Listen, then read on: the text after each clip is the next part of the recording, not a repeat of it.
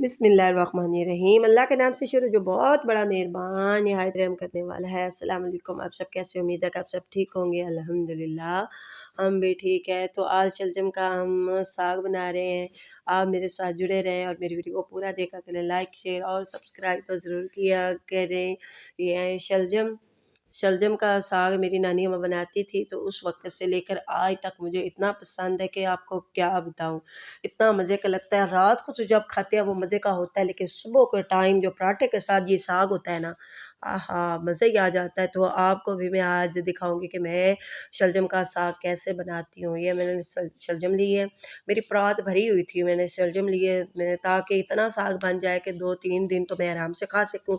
रोज़-रोज़ जो है ना मैं बाहर गई और लेके आई, खुद लेके आई थी ये शलजम अपनी फसलों से, अपने खेतों से।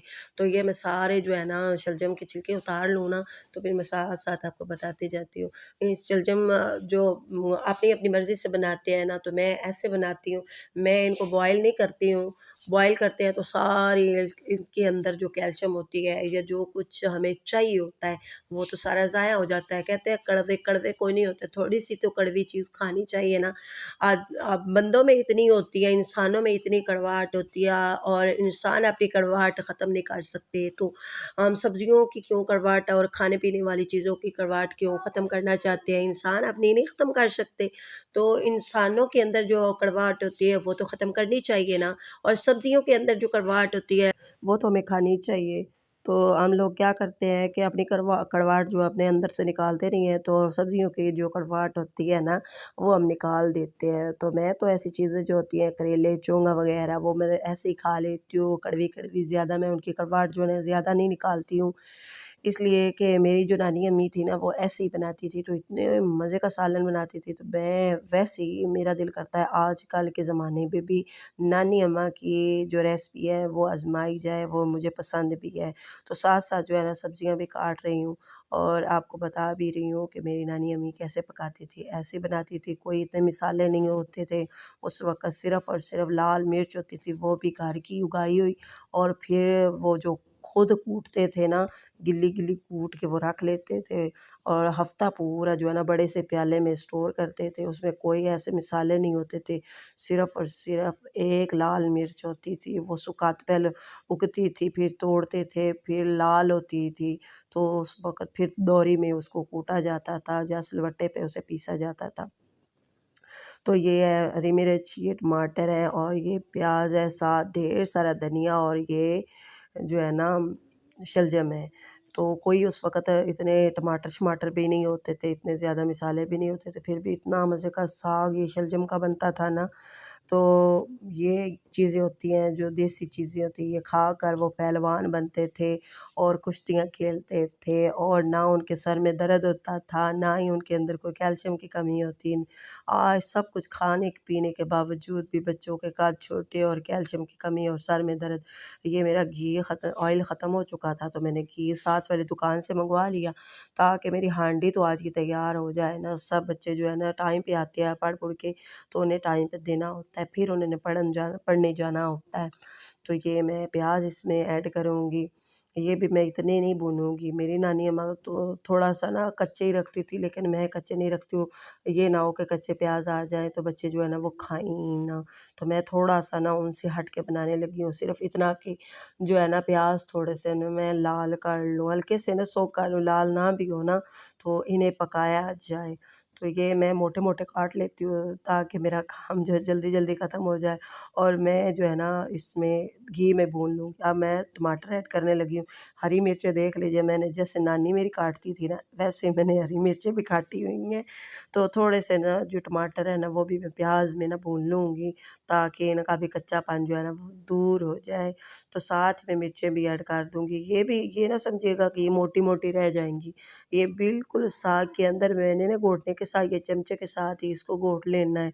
ये भी बारीक हो जाएँगी। वैसे तो मैं जब हांडी में डालती हूँ ना ये हरी मिर्चें, तो उनको मैं जैसे लहसुन, अदरक कूटा जाता है ना, वैसे ही मैं इसको भी दौरी में कूट लेती हूँ, मिर्चों को भी बारीक बारीक काट लेती हूँ। आज इसलिए नहीं की कि मैंने उस जो है ना शलजम, जब उनकी कुटाई करनी है ना, उनको मैंने बारीक करना है ना, तो उसके साथ ही ये भी मिर्चें जो है ना बारीक हो जाएँगी, इनको भी घोटा जाएगा।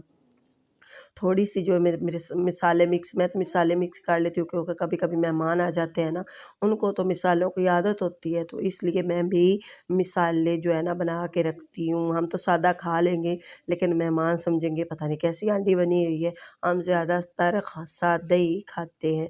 तो ये हस्बे ज़रूरत मैंने मिर्चें भी ऐड कर ली हैं और नमक भी जितना हम खाते हैं उतना ही ऐड करना है, ज़्यादा या कम आपकी मर्ज़ी होती है कितना हम खाते हैं और कितना हम इस्तेमाल करते हैं। ये शलजम देखिए कितने ज़्यादा शलजम हैं, तो शोरबे वाले भी शलजम बहुत अच्छे होते हैं।